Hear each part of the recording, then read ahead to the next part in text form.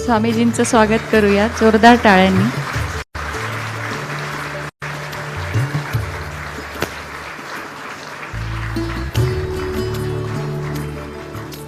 ओम अग्निर्ज्योती ज्योती अग्निः स्वाहा सूर्यो ज्योती ज्योती सूर्यः स्वाहा अग्निर्वर्चो ज्योतिर्वर्चः स्वाहा ज्योति सूर्यः सूर्यो ज्योति स्वाहा.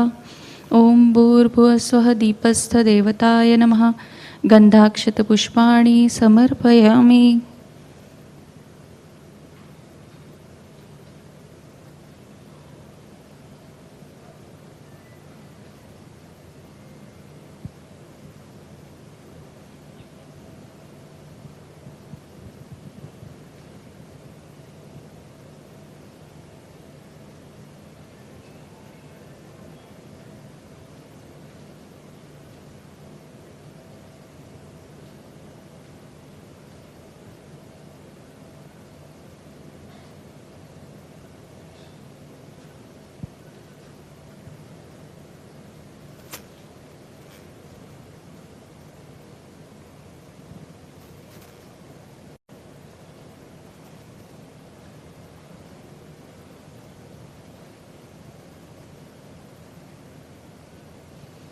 ततो नमस्कारं करोमि.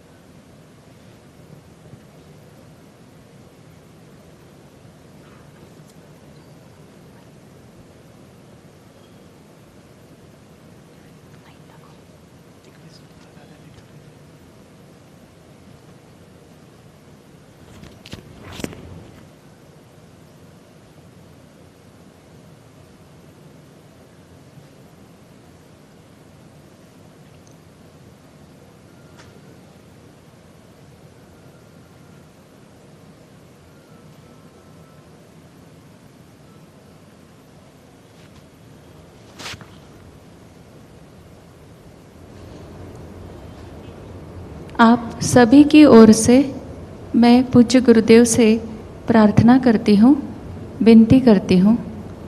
गुरुदेव कृपया अमृत बरसाइए. गुरुदेव कृपया अमृत बरसाइए. गुरुदेव कृपया अमृत बरसाइए.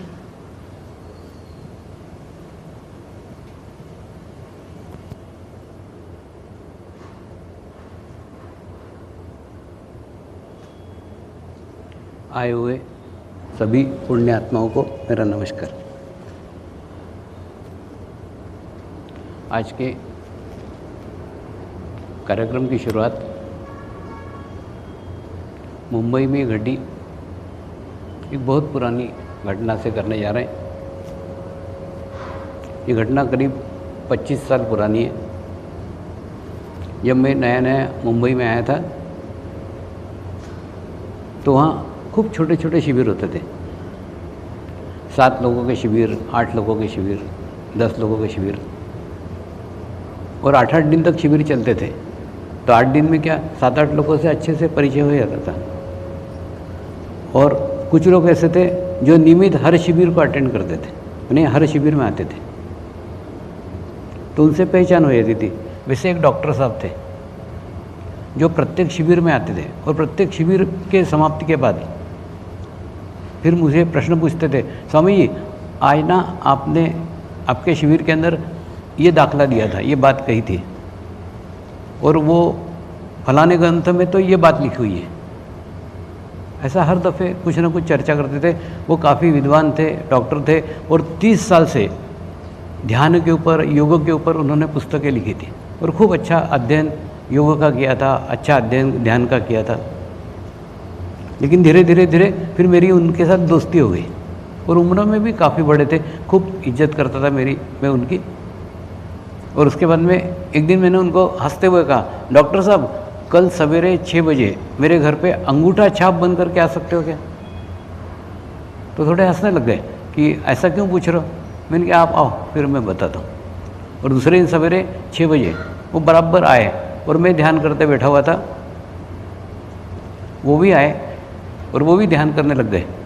और ध्यान करने के बाद में 1.25 घंटे तक उनका ध्यान लगा। और उसके बाद में जब ध्यान में से उठे ना, बोले स्वामी जी 30 साल से मैं ध्यान के ऊपर पुस्तकें लिख रहा हूँ, योग के ऊपर पुस्तकें लिख रहा हूँ, लेकिन इतना अच्छा ध्यान, इतना गहन ध्यान मेरा आज तक कभी भी नहीं लगा।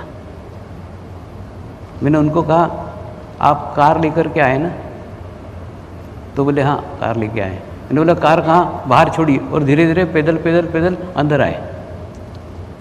ठीक इसी प्रकार से पुस्तक के ज्ञान से, पुस्तक के नॉलेज से आप परमात्मा की अनुभूति कभी प्राप्त नहीं कर सकते। उसके लिए आपको पुस्तक का ज्ञान छोड़ना ही पड़ेगा। आज आपने छोड़ दिया, आज आप एकदम अंगूठा छाप बंद करके आए, सब कुछ छोड़ करके आए, तो ऑटोमेटिकली क्या हुआ? सब छोड़ के आए, खाली होकर के आए, रिक्त होकर के आए, तो आप अनुभूति को प्राप्त हुए। कुछ नहीं, मैं ध्यान करने बैठा था और मैंने संकल्प किया था जो भी व्यक्ति इसमें शामिल होगा उसको एक ध्यान की अच्छी अवस्था प्राप्त हो, तो आपको भी वो अवस्था प्राप्त हो गई। तो कहने का अर्थ ये बात, ये घटना आज आपको इसलिए कह रहा हूँ, हो सकता है आपने भी आपके जीवन में खूब पुस्तकें पढ़ी हो और यहाँ आए हो, इसका अर्थ ही आपको ध्यान में रुचि है, ध्यान में इंटरेस्ट है, योग में इंटरेस्ट है। तो हो सकता है आपने भी खूब पुस्तकें पढ़ी हो, खूब ज्ञान लिया हो, खूब नॉलेज हो, लेकिन आज के दिन कुछ समय के लिए सब कुछ छोड़ करके बैठो, एकदम खाली होकर के बैठो, एकदम रिक्त होकर के बैठो, क्योंकि मैंने जीवन में एक पुस्तक तो क्या, एक अक्षर भी पढ़ा हुआ नहीं है। तो जो भी बताऊंगा ना वो मेरे 65 साल का अनुभव है, बाकी कुछ नहीं है।